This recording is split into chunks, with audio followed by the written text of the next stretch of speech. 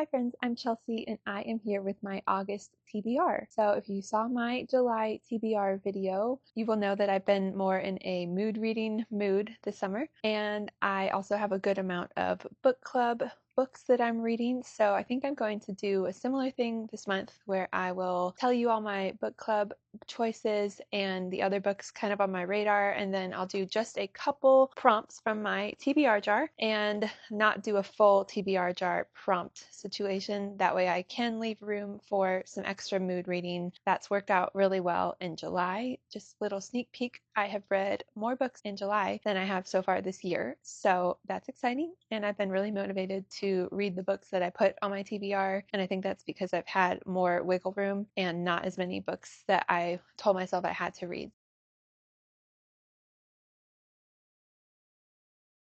So I'm going to start, as always, with the couple of set books that I'm reading, either for book clubs or buddy reads or just books that I want to read, and then I'll do the TBR jar prompts at the end. First up, for August, I am planning to continue my Stormlight archive journey. I know I've been talking about that in what feels like every video, but it's just where I'm at right now. So I will be reading Oathbringer by Brandon Sanderson. This is book 3 in the Stormlight archive. Another chunky book. This one is like over 1,200 pages, so that's great. The audiobook's like 55 hours, and I will be doing what I did last time, which is reading physically and listening whenever I can, probably just binging it so I can just get through it quickly and not spend the whole month reading it. The last book took me like a week and a half to read, so I'm hoping that I can go through this fairly quickly, but we'll see how it goes. This is just continuing in the Stormlight archive. I believe it focuses a little more on Dalinar, who's one of the main characters, and we'll get more of his backstory and just kind of see where the storyline goes from here. So I'm excited to get back to it. A little intimidated, as I have been with every book, but I've been pleasantly surprised at the end of every book. So I'm very excited to continue my reading of the Stormlight archive.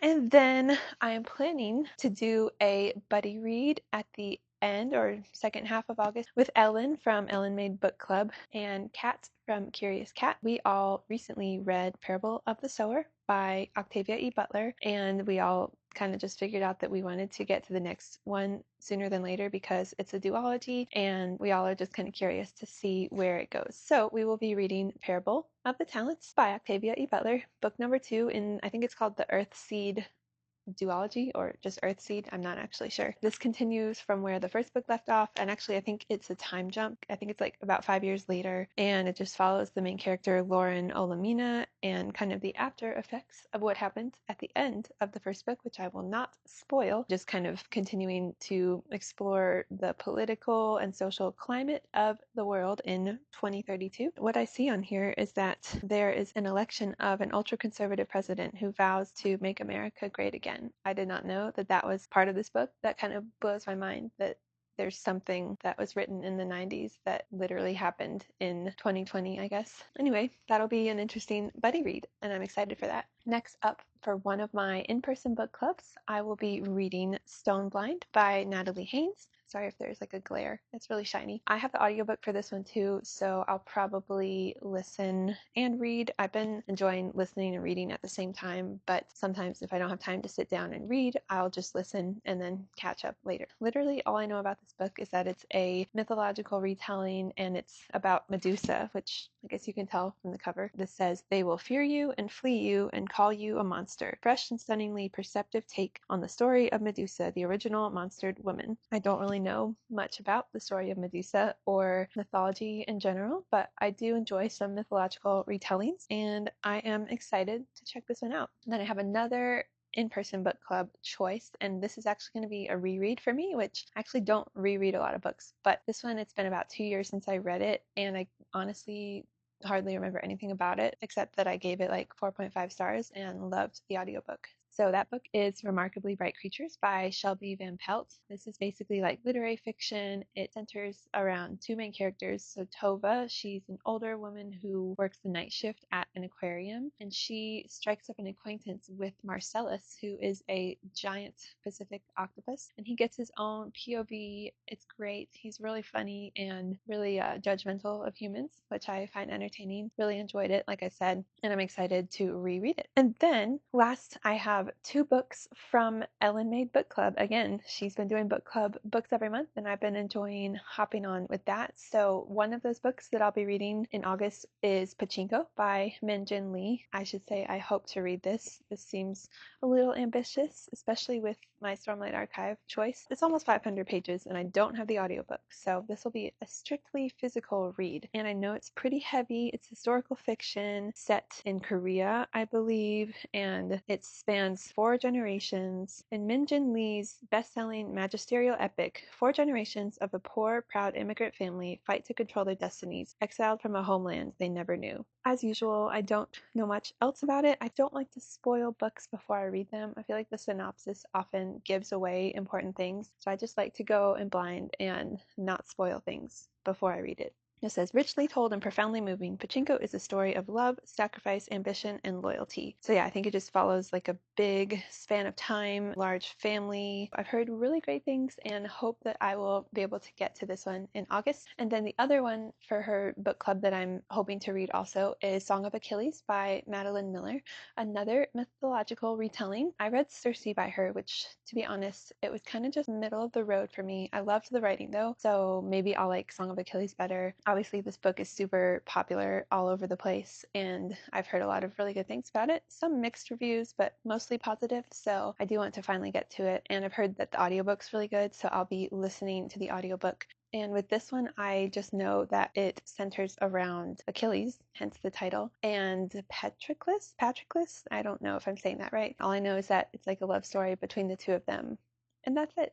I'm excited to hopefully get to that one as well. So those are my for sure books that I do want to get to in August that I'm planning to read. And then, like I said, I'm going to leave some room for mood reading, but also I'm going to do 2 TBR jar prompts and pick 2 physical books from my shelf here. If you saw my last video, you know I picked up a lot of books lately, so this TBR cart is quite stacked. I really would like to get through more of my physical TBR and not just listen to audiobooks and read library books. As much as I love that, I really want to get through a lot of these books. So I'm going to pick 2 and see what I get. So here is my first TBR jar prompt for August.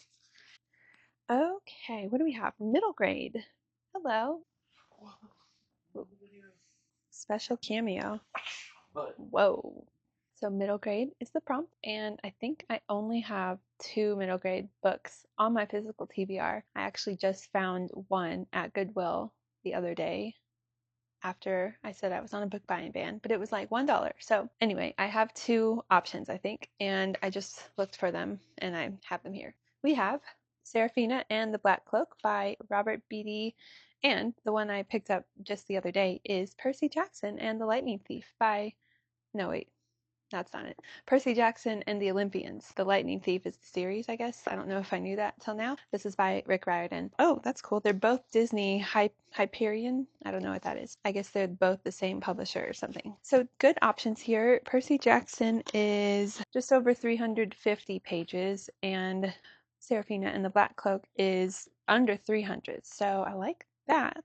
I do want to read Percy Jackson, but this one is Greek mythology and stuff, and I have already 2 other mythological books on my TBR, so that might be a little much for 1 month. So I'm going to read Seraphina and the Black Cloak. This one does sound cool. It is set in Asheville, North Carolina. It's at the Biltmore House. I literally just talked about this in my last video, but basically it's like a middle grade fantasy / mystery, and there's like a man in a black cloak that comes into the Biltmore estate. Children keep disappearing, and so Seraphina and her friend Braden Vanderbilt, they try to figure out who the man in the cloak is. Seems like a good classic mystery with maybe some fantastical elements. That should be good. So we'll put Percy Jackson back for another time when I'm reading less Greek mythology or just mythology in general. Okay, so I'm going to pick one more from my cart. I'm thinking I would love to have like a romance or a thriller or something, because I have, like I said, mythology, I got a historical fiction, I got an epic fantasy, a sci-fi dystopian, I do have a literary fiction, and then this one's like a mystery. So to round it out, it would be good to have either a romance or a thriller. So a reread. I'm doing that already with Remarkably Bright Creatures, so I'm not going to pick another book to reread. I'm actually rereading a book right now too. So I'm going to count Remarkably Bright Creatures for that, and I'm going to pick one more because what are the odds that I pick something that I'm already doing? Technically now I'm getting 3 TBR jar prompts, so you're welcome. Let's see what this says. Seasonal, winter. Why is that in here? That does not make any sense. I think I forgot to take that out. Okay, just kidding. We're going to do one more because it is not winter. I'm not reading a winter book in August. Okay, here we go. Oh, I have 3. Which one should it be? I'll pick this one. Ooh, a 5-star prediction. That's always kind of a mixed bag for me because I think when I predict that a book will be 5 stars, sometimes I'm let down. So this could go either way. Let's see here. What do I have as a 5-star prediction? Potentially Us Against You. I really want to keep getting through the Beartown series, but I'm going to save that for winter. I've said that before, so I'll say it again. I don't know. I haven't rated a thriller 5 stars in a long time, so probably not going to pick a thriller for that. Okay, this one I will probably pick. Not going to lie. I'm going to look at everything, but I'm really feeling Love in Other Words by Christina Lauren. I picked this one up recently. A lot of people absolutely love this romance, and I think I could also. And like I said, I want to read a romance. So 5-star prediction, very good option. But I'm going to look through the list and see. So Kindred by Octavia E. Butler. That feels potentially a good option, but I'm already reading another Octavia E. Butler. Let's turn it around. Oh, this thing has gotten so heavy. I need to work out more to be able to turn this around. So we have Warbreaker. I'm not reading another Brando Sando. Dead Romantics is another romance, but I don't know if it's a 5-star prediction, not gonna lie. Homegoing could be a good one, but it's probably heavier. Yeah, I picked up The Last Unicorn too for $1, so that's fun. Nothing else is standing out to me, so I think I'm going to pick Love in Other Words by Christina Lauren. I have a good feeling about this one, and I definitely want to read a romance. I was hoping that this one would have a prompt that matched with it, so I'm going with it. 5-star prediction, second chance romance. I'm not reading anything else about it because I don't want to know. So there we go. That is 1, 2, 3, 4, 5, 6, and then 2 books that I don't have physically. So let's wrap it up and give you a quick recap of what I hope to be reading in August. So I have Oathbringer by Brandon Sanderson, Pachinko by Min-Jin Lee, Parable of the Talents by Octavia E. Butler, Stoneblind by Natalie Haynes, Seraphina and the Black Cloak by Robert Beatty, Love in Other Words by Christina Lauren. And then for audiobooks, I have Remarkably Bright Creatures by Shelby Van Pelt and Song of Achilles by Madeline Miller. Feels like a good lineup. Again, a nice mix of genres, some heavier books, some hopefully fluffier, lighter books. I'm excited to hopefully get to a lot of these and then again have some other books that I just randomly pick up. Let me know what your thoughts are on any of these books, if you have read any of them, or if any are on your TBR. Also, what you are hoping to read in August, let me know. As always, thank you so much for watching. I will see you in my next video. Bye!